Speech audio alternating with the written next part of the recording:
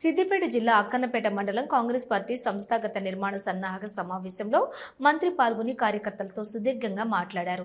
హుస్నాబాద్ నియోజకవర్గంలోని బ్లాక్ మండలం, పట్టణం, గ్రామ శాఖ అధ్యక్ష స్థానాలకు సంబంధించి పీసీసీ పరిశీలకుల ఆధ్వర్యంలోని పీసీసీ రూపొందించిన ఫార్మాట్లో దరఖాస్తుల స్వీకరణ జరుగుతుందన్నారు.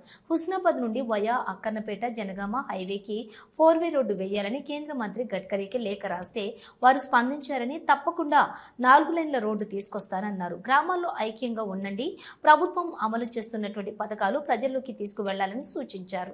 ఏ సమస్య ఉన్నా ఒక SMS చేయాలని, హైదరాబాద్ వచ్చిన హుస్నాబాద్ వాళ్ళకే ప్రాధాన్యత ఇస్తున్నామన్నారు. గ్రామాల్లో కాంగ్రెస్ పార్టీని పునర్వ్యవస్థీకరించాలని, గ్రామాల్లో ఇంటింటికి వెళ్లి ప్రభుత్వ కార్యక్రమాలను తీసుకెళ్లాలన్నారు.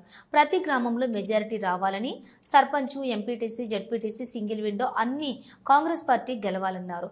ప్రజా సమస్యలపై ప్రజలకు అండగా నిలబడాలని, ఎన్నికల తర్వాత వేరే పార్టీ వాళ్లను జాయిన్ చేసుకోలేదని, ఎవరైనా పార్టీలోకి వస్తా అని చెప్పినా అందరూ కలిసి ఆయన వస్తే పార్టీకి లాభం అంటేనే చేర్చుకుంటామన్నారు. కొత్త రేషన్ కార్డులు వస్తున్నాయని, ఒక సిద్దిపేట జిల్లాలోనే 45,000 మంది యూనిట్లు కొత్త రేషన్ పెరిగాయన్నారు. అర్హత ఉన్న ప్రతి ఒక్కరికి రేషన్ కార్డులు వస్తున్నాయని వెల్లడించారు. పార్టీకి లేకపోతే పార్టీ కార్యకర్తలైనా ఎవరైనా అందరూ గ్రామ శాఖ అధ్యక్షులు 10 సంవత్సరాల బట్టి ఎలాంటి మళ్ళా నువ్వే ఎంపిక కాగలిగితే నాకు అభ్యంతరంలే. నేను ఊర్లో ఎక్కువ ప్రజల నుంచి వాడేనా అంటాను. ఒక అప్లికేషన్ ఫామ్ నింపి మీరే గ్రామాలలో కూర్చొని అందరూ కూర్చొని, నాకైతే చాలా ఈజీ. మా గ్రామం మొత్తం కూర్చున్నాం చూడండి, నిర్ణయం చేస్తే నేను వచ్చి గ్రామ శాఖ అధ్యక్షుడిగా నిర్ణయం చేయాలి. తర్వాత ఇంకొక మాట కూడా చెప్తున్నా, మీరెవరు కూడా ఆవేదన చెందే అవసరం లేదు. గత 10 సంవత్సరాలుగా కష్టకాలంలో పనిచేసిన ఎవరు కూడా వదులుకోవడం, నిర్లక్ష్యం చేయడం, ఇబ్బంది కలగడియా. కార్యకర్తలు కూడా ఏదైనా గ్రామానికి సంబంధించిన సొంత వాళ్ళకుండే పరిధి లోపల చెప్తే మండల పార్టీ అధ్యక్షులను పరిశీలకులు చేసి పరిశీలన వస్తూ ఉన్నారు. 4,000 ఉన్నాడు. ఆ పార్టీ అందరికీ ఎంపీ గ్రామాల వారిగా కూర్చొని అందరూ కూర్చొని ఇవ్వాలని ఏం లేదు. ఎంపీటీసీకి గెలిపేయగలుగుతాడు, 4 గ్రామాల అభివృద్ధి పనులు చేయించగలిగిపోయి అడిగి చేయగలుగుతాడు. నేను నిన్ను రాజీనామా చేయమంటలేను, నిన్ను తీసేస్తా అంటలేను. ఇంతకుముందు చెప్పిన ఏదైనా పొరపాటు అంటే నేను తప్పైతే నాకు బరాబర్ పొరపాటు ఒప్పుకుంటా.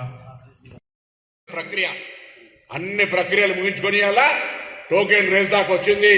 తొందరలోనే కాలువలకు సంబంధించినటువంటి పేమెంట్ అయి కాలువలు తవ్వుతారనే మాట సందర్భంగా పనిచేస్తాను. నిద్ర పోనిస్తలేను ఆ పని మీద గౌరవాలకు సంబంధించి అది చేయించే బాధ్యత నాది. కాలువలో తెప్పించి ఊరూరా నేను తీసుకొచ్చేటువంటి విధంగా నేను శ్రమ పడతా, నా బాధ్యత అనే మాట మనవి చేస్తా ఉన్నా. కానీ ఇక్కడ మీ సహకారం అవసరం. కొంతమంది భూమి పోతుండొచ్చు. గత ప్రభుత్వం లేక కొట్లాడ వాళ్ళతోటి ఎవరైనా కొద్దిగా ముండేస్తే నేను కూడా వచ్చి వాళ్ళకి దండం పెడతా. ఇది గ్రామానికి ఉపయోగపడుతుంది. కాలువ ద్వారా నీళ్ళు వస్తాయి. ఈ కాలువను అడ్డుకునే ప్రయత్నం వద్దు, పోతుండొచ్చు, మీకు నష్టమవుతుంది అని వాళ్ళందరికీ నేను ఈ సందర్భంగా విజ్ఞప్తి చేస్తా ఉన్నా.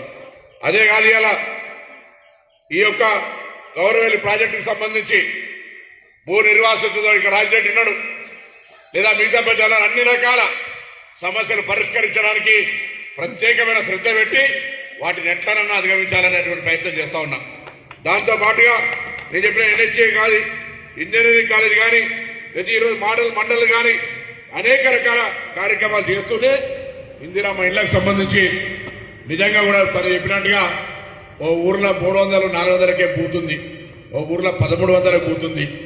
అందరికీ 8 అంటే కష్టమవుతుంది. బూతు వారిగా నేనేం చేసినా ఏ గ్రామంలో రాలే. నాకు పరపతి ఉంది కాబట్టి లింగమూర్తి గారో శివయ్యనో నన్ను బెదిరించి 50 ఏళ్ళు గుర్తుకోతారు సంజీవరెడ్డి అంటే నేను ఇయ్యలే. అందరికీ న్యాయంగా ఉండాలని, అన్ని ఊర్లలో సమానంగా ఉండాలని, ఎవరు కూడా నాకు ఎక్కువ ఇచ్చిన తక్కువ ఇచ్చిన ప్రశ్నించద్దని ఒక సమానంగా అన్ని ఊర్లలో ఇల్లు ఇచ్చినాం. నిజంగా కూడా కొన్ని అర్హత